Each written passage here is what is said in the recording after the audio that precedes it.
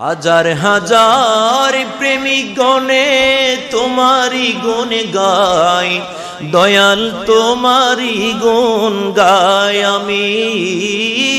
আর কিছু ধন চাই না রে দয়াল, চাই শুধু তোমায়। লাখো সালাম তোমার পাই, নিজে আল্লাহ তাহার হইয়া যায়।